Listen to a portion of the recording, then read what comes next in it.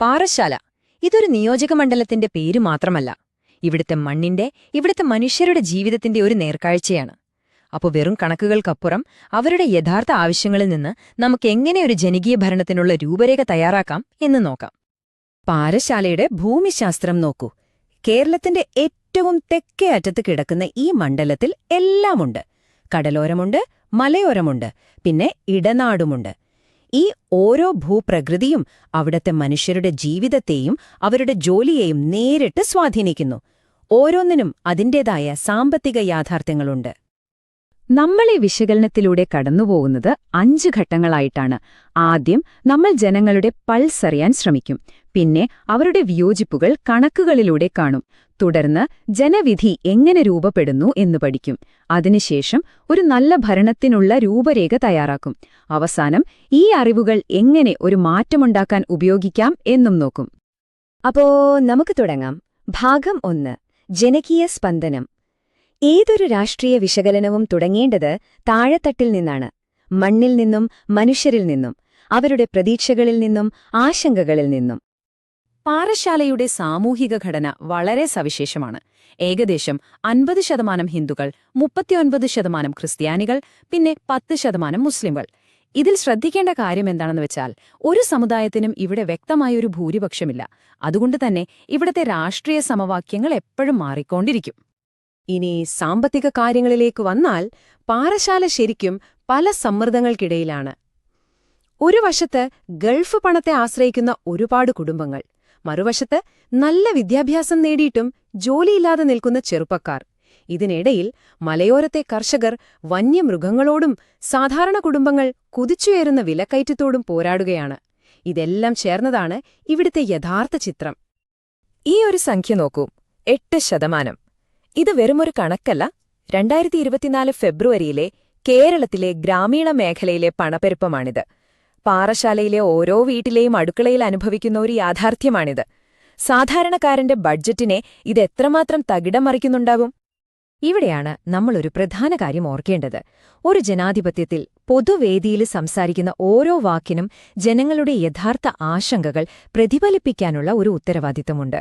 അത് ഒരു നേരത്തെ ഭക്ഷണത്തിന്റെ വിലയെക്കുറിച്ചായാലും ശരി, ഒരു നല്ല ജോലിയെക്കുറിച്ചുള്ള പ്രതീക്ഷയെക്കുറിച്ചായാലും ശരി. ശരി, അടുത്ത ഘട്ടത്തിലേക്ക് കടക്കാം. ഭാഗം 2: വിയോജിപ്പിന്റെ ഡാഷ്ബോർഡ്. ജനങ്ങളുടെ ഈ വികാരങ്ങളും ആശങ്കകളും എങ്ങനെയാണ് വോട്ടുകളായി മാറുന്നത്? കണക്കുകൾ നമ്മളോട് എന്താണ് പറയുന്നത് എന്ന് നോക്കാം. 25,828. 2021 നിയമസഭാ തെരഞ്ഞെടുപ്പിൽ CPIM നേടിയ ഭൂരിപക്ഷമാണിത്. ഈയൊരു സംഖ്യ മാത്രം മതി പാറശാലയിലെ രാഷ്ട്രീയ പോരാട്ടത്തിന്റെ വലുപ്പം മനസ്സിലാക്കാൻ.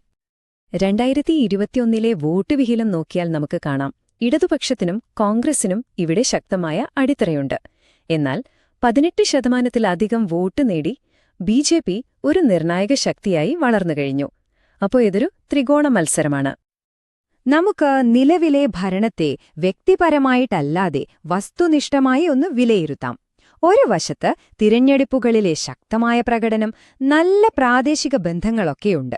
പക്ഷേ മറുവശത്ത് ഭരണവിരുദ്ധ വികാരം, പൂർത്തിയാക്കാത്ത വാഗ്ദാനങ്ങൾ തുടങ്ങിയ ദൗർബല്യങ്ങളും കാണാം. ഇനി നമുക്ക് മണ്ഡലത്തിന്റെ ഹൃദയത്തിലേക്ക് പോകാം. ഓരോ പഞ്ചായത്തിലെയും ജനങ്ങൾക്ക് എന്താണ് പറയാനുള്ളതെന്ന് കേൾക്കാം. ഇതാണ് ഒരു മണ്ഡലത്തിന്റെ യഥാർത്ഥ ഹീറ്റ് മാപ്പ്. കൊല്ലയില് അവിടുത്തെ പ്രധാന പ്രശ്നം കുടിവെള്ളമാണ്. രൂക്ഷമായ ക്ഷാമം. വെള്ളറടയിലോ?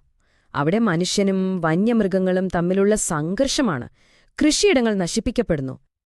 പാറശാല ടൗണിലേക്ക് വന്നാൽ തിങ്ങി നിറഞ്ഞ താലൂക്ക് ആശുപത്രിയും മണിക്കൂറുകൾ നീളുന്ന ഗതാഗതക്കുരുക്കുമാണ് പ്രധാന പരാതി.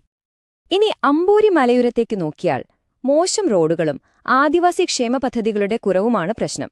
കണ്ടില്ലേ, ഓരോ സ്ഥലത്തും ഓരോ പ്രശ്നം.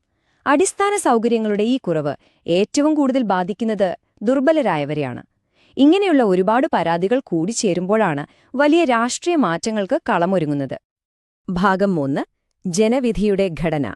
വോട്ടർമാർ എന്തുകൊണ്ടാണ് ഒരാളെ തിരഞ്ഞെടുക്കുന്നത്? പിന്നീട് എന്തുകൊണ്ടാണ് അവർ മനസ്സുമാറ്റുന്നത്? കഴിഞ്ഞൊരു 10 വർഷത്തെ കണക്കുകൾ നമുക്കൊന്ന് പരിശോധിക്കാം. ഈ ടൈം ലൈൻ ഒന്ന് ശ്രദ്ധിക്കൂ. 2011 ഏകദേശം 45% വോട്ട് നേടി ജയിച്ച കോൺഗ്രസിന് 2016 2021 അത് 32%-ഒതുങ്ങി. എന്തുകൊണ്ടാണ് ഈ ഒരു വലിയ ഇടിവ് സംഭവിച്ചത്? ഇതിനൊരു പ്രധാന കാരണമായി രാഷ്ട്രീയ നിരീക്ഷകർ പറയുന്നത് കാസ്റ്റ് ഡ്രിഫ്റ്റാണ്. അതായത് പരമ്പരാഗതമായി ഒരു പാർട്ടിക്ക് വോട്ട് ചെയ്തിരുന്ന സമുദായങ്ങൾ പുതിയ വാഗ്ദാനങ്ങളുടെയും പ്രശ്നങ്ങളുടെയും പേരിൽ മുന്നണി മാറുന്ന ഒരു അവസ്ഥ. ബിജെപിയുടെ 18% വളർച്ച ഇതിന്റെ ഏറ്റവും വലിയ ഉദാഹരണമാണ്. ഇവിടെ നമ്മൾ 2 ആശയങ്ങൾ മനസ്സിലാക്കണം. ഒന്ന്, ക്ഷേമ പദ്ധതികളോടുള്ള വിരക്തി. അതായത് പെൻഷനും കിറ്റുമൊക്കെ ഒരു സാധാരണ കാര്യമായി മാറുമ്പോൾ അതിന്റെ രാഷ്ട്രീയ മൂല്യം കുറയും. ഇവിടെയാണ് ക്ഷേമ പദ്ധതികളുടെ വിപണനം പ്രസക്തമാകുന്നത്. പദ്ധതികൾ നടപ്പിലാക്കിയാൽ മാത്രം പോരാ, അതിന്റെ പ്രാധാന്യം ജനങ്ങളെ നിരന്തരം ഓർമ്മിപ്പിക്കുകയും വേണം. അപ്പോൾ ചുരുക്കി പറഞ്ഞാൽ പാറശാലയിലെ വോട്ടർമാരുടെ മനസ്സിൽ ഒരുപാട് ഉത്കണ്ഠകളുണ്ട്. ഗൾഫിൽ നിന്നു തിരിച്ചെത്തിയവരുടെ ഭാവി, ചെറുപ്പക്കാരുടെ തൊഴിലില്ലായ്മ, ഭക്ഷണത്തിനും ഇന്ധനത്തിനും കൂടുന്ന വില, കർഷകർക്ക് നഷ്ടപരിഹാരം വൈകുന്നത്, ഇതെല്ലാം ചേർന്ന് ഒരു ഭരണവിരുദ്ധ വികാരം സൃഷ്ടിക്കുന്നു. മാറ്റത്തിനുവേണ്ടി ചിന്തിക്കാൻ അവരെ പ്രേരിപ്പിക്കുന്നു. ഭാഗം 4. ഭരണത്തിനുള്ള രൂപരേഖ. ഇതുവരെ നമ്മൾ പ്രശ്നങ്ങൾ വിശകലനം ചെയ്തു. ഇനി വേണ്ടത് പരിഹാരമാണ്. ഡേറ്റയുടെ അടിസ്ഥാനത്തിൽ പാറശാലയുടെ പ്രശ്നങ്ങൾ പരിഹരിക്കാൻ എന്തു ചെയ്യാൻ കഴിയും എന്നതിനെക്കുറിച്ചുള്ള ഒരു കർമ്മപദ്ധതി. ഇതിനെ നമുക്കൊരു ചതുർമുഖ തന്ത്രം എന്ന് വിളിക്കാം. 4 മുഖങ്ങളുള്ള ഒരു സമീപനം. എതിരാളികളുടെ ആക്രമണത്തെ ശിവ നേരിടാൻ വസ്തുതകൾ ഉപയോഗിക്കുക. സ്ഥിരതയെ വിഷ്ണു നേരിടാൻ പുരോഗമനപരമായ ഒരു ബദൽ മുന്നോട്ട് വയ്ക്കുക. പുതിയ പദ്ധതികളിലൂടെ ബ്രഹ്മാവ് ഭാവിയെക്കുറിച്ച് സംസാരിക്കുക. പിന്നെ ദുർബലരായവർക്ക് ദുർഗ കൃത്യമായ സംരക്ഷണമുറത്തു നൽകുക. ജനങ്ങളുടെ വിശ്വാസം പെട്ടെന്ന് നേടിയെടുക്കാൻ 3 കാര്യങ്ങൾക്ക് മുൻഗണന നൽകാം. 1. അമ്പൂരി പാലവും അതിനോട് ചേർന്നുള്ള റോഡുകളും പൂർത്തിയാക്കുക. 2. പാറശാല ആശുപത്രി നവീകരിക്കാൻ സമയബന്ധിതമായ ഒരു പദ്ധതി പ്രഖ്യാപിക്കുക. 3. കുടിവെള്ള പ്രശ്നമുള്ള പഞ്ചായത്തുകളിൽ ഉടൻ തന്നെ പൈപ്പ് ലൈൻ, റോഡ് നവീകരണ ജോലികൾ തുടങ്ങുക. ഈ പ്രവർത്തനങ്ങൾക്കൊപ്പം ഓരോ വിഭാഗം ജനങ്ങളിലേക്കും നേരിട്ടെത്തണം. യുവജനങ്ങൾക്കായി ക്യാമ്പസുകളിൽ തൊഴിൽമേളകൾ നടത്താം. സ്ത്രീകൾക്കായി ക്ഷേമപദ്ധതികളിൽ പേര് ചേർക്കാൻ സഹായിക്കുന്ന ക്ലിനിക്കുകളും അവരുടെ സുരക്ഷ ഉറപ്പാക്കാൻ പോലീസ് സഹകരണത്തോടെ പ്രത്യേക ഫോറങ്ങളും രൂപീകരിക്കാം. അതുപോലെ പ്രവാസികളുടെ പ്രശ്നങ്ങൾ കേൾക്കാനും സഹായിക്കാനും ഹെൽപ്പ് ഡെസ്കുകൾ സ്ഥാപിക്കാം. കർഷകരുടെ പ്രശ്നങ്ങൾ പരിഹരിക്കാൻ ഒരു കർഷക സെല്ലുണ്ടാക്കി മെച്ചപ്പെട്ട ജലസേചന സൗകര്യങ്ങളും വിള ഇൻഷുറൻസും ഉറപ്പു നൽകാം. ഓരോ വിഭാഗത്തിന്റെയും പ്രശ്നങ്ങൾക്ക് അവരുടേതായ പരിഹാരം. എന്നാൽ ഇവിടെ വളരെ പ്രധാനപ്പെട്ടൊരു കാര്യമുണ്ട്. വോട്ടർമാരുടെ വിവരങ്ങൾ ഉപയോഗിക്കുന്ന ഏതൊരു തന്ത്രവും വിശ്വാസത്തിൽ അധിഷ്ഠിതമായിരിക്കണം. ഇന്ത്യയുടെ നിയമങ്ങൾ അനുസരിച്ച് ഒരാളുടെ സ്വകാര്യതയെ മാനിക്കുകയും അവരുടെ സമ്മതത്തോടെ മാത്രം അവരുമായി ആശയവിനിമയം നടത്തുകയും ചെയ്യേണ്ടത് അത്യാവശ്യമാണ്.